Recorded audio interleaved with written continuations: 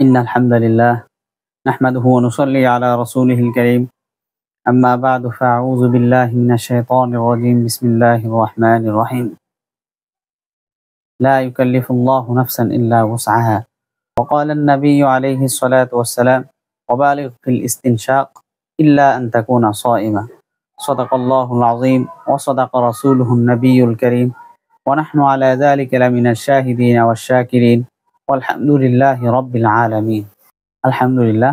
আল্লাহ পাক রব্বুল ইজ্জতের দরবারে লাখো কোটি শুকরিয়া যে আল্লাহ পাক আপনাকে আমাকে রমজান পর্যন্ত হায়াত দীর্ঘায়িত করেছেন, রমজানের রোজা রাখার তৌফিক দিয়েছেন, এই জন্য শুকরিয়া আদায় করি আলহামদুলিল্লাহ। রমজান প্রতিদিন আয়োজনে আজ আমি আপনাদের সাথে যে বিষয়টা মুজাকারা করব তা হচ্ছে নাক, কান এবং চোখে ড্রপ ব্যবহার করলে রোজার কোনো ক্ষতি হবে কিনা। এখানে সর্বমোট 3টা অঙ্গের কথা বললাম আমি। 1 নম্বর বলেছি কান, 2 নম্বর বলেছি চোখ, 3 নম্বর বলেছি নাক। 3টার ক্ষেত্রে কিন্তু ভিন্ন ভিন্ন হুকুম। প্রথমত আমরা আলোচনা করব কান। কানের মধ্যে কোনো ব্যক্তি যদি ড্রপ ব্যবহার করে বা ঔষধ তরল পদার্থ ব্যবহার করে কানের মধ্যে যদি প্রবেশ করায় তাহলে তার রোজা ভাঙবে কিনা। এ ব্যাপারে ফুকাহায়ে কেরাম বলেন যে কানের মধ্যে ড্রপ বা অন্য কোনো ঔষধ যদি ব্যবহার করা হয়, তেল হোক অথবা অন্য কোনো ঔষধ, তাহলে কিন্তু আপনার রোজাটা ভাঙবে না। কেন? কারণ কান এবং পাকস্থলীর সাথে সরাসরি কোনো সম্পর্ক নেই। অর্থাৎ কানে কোনো ঔষধ প্রবেশ করালে সরাসরি পাকস্থলীতে অর্থাৎ পেটে যায় না। সুতরাং কানের মধ্যে যদি আপনি ঔষধ প্রবেশ করান তাহলে বিজ্ঞ এবং অভিজ্ঞ মুহাক্কিক মুফতিদের মতে আপনার রোজা কিন্তু ভঙ্গ হবে না এবং রোজার মধ্যে কোনো সমস্যা হবে না। এরপর যে দ্বিতীয় বিষয় সেটা হচ্ছে চোখ। চোখের মধ্যে যদি আপনি ড্রপ ব্যবহার করেন, পানি ব্যবহার করেন অথবা অন্য কোনো ঔষধ ব্যবহার করেন তাহলে এই ক্ষেত্রে রোজা ভাঙবে কিনা। এ ব্যাপারেও ফুকাহায়ে কেরাম বিজ্ঞ অভিজ্ঞ মুফতি যারা আছেন, বিশেষত বর্তমান যুগের বাংলাদেশের অন্যতম একজন মুফতি দেলোয়ার সাহেব দামাত বারাকাতুহুম, উনি কিন্তু এই ফতোয়াটি দিয়েছেন যে চোখের মধ্যে যদি ড্রপ ব্যবহার করা হয় তবুও রোজা ভাঙবে না। অনেক মুতাকাদ্দিমিন, অনেক উলামায়ে কেরাম তারা বলে গিয়েছেন বা তারা বলেছেন যে চোখের মধ্যে যদি ড্রপ ব্যবহার করা হয় তাহলে রোজাটা ভেঙে যাবে। কারণ চোখের মধ্যে ড্রপ ব্যবহার করলে অনেক সময় গলার মধ্যে তিক্ততা বা মিষ্টতা অনুভব হয়। তো কিন্তু পরবর্তীতে মুতাআখিরিন যারা আছে বা বর্তমান মুফতি যারা আছেন, উলামায়ে কেরাম যারা আছেন, ফুকাহায়ে কেরাম, তারা কিন্তু চোখের মধ্যে ড্রপ ব্যবহার করলে রোজা ভাঙার কথা বলেননি। কারণ চোখের সাথে পাকস্থলীর সরাসরি কোনো সম্পর্ক নেই।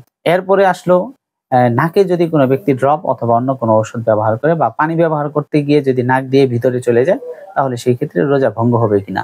এ ব্যাপারে অনেক ফুকাহায়ে কেরাম কান এবং চোখের উপর কিয়াস করে এই মাসলাটাকে কান এবং চোখের উপর কিয়াস করে বলেছেন যে নাকের ক্ষেত্রেও একই হুকুম, অর্থাৎ নাকে ড্রপ ব্যবহার করলে রোজা ভাঙবে না।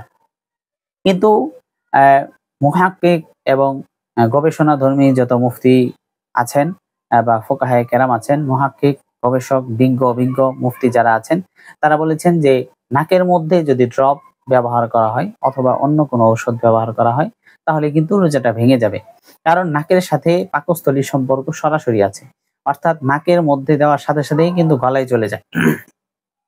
এই জন্য নাকের মধ্যে ঔষধ ব্যবহার করলে কিন্তু আপনার রোজা ভেঙে যাবে। আর হাদিস শরীফের মধ্যে এসেছে, তিরমিজি শরীফ, আবু দাউদ শরীফ এবং সুনানে ইবনে মাজায় এই হাদিসটি এসেছে। আল্লাহ রাসূল সাল্লাল্লাহু আলাইহি ওয়াসাল্লাম ইরশাদ করেছেন, ওয়াবালিগ ফিল ইস্তিনশাক ইল্লা আন তাকুনা সাইমা, অর্থাৎ তোমরা নাকে পানি প্রবেশ করাও, নাকে পানি টেনে নাও, ইল্লা আন তাকুনা সাইমান, তবে যদি তোমরা রোজাদার হয়ে থাকো তাহলে এই কাজটি করো না।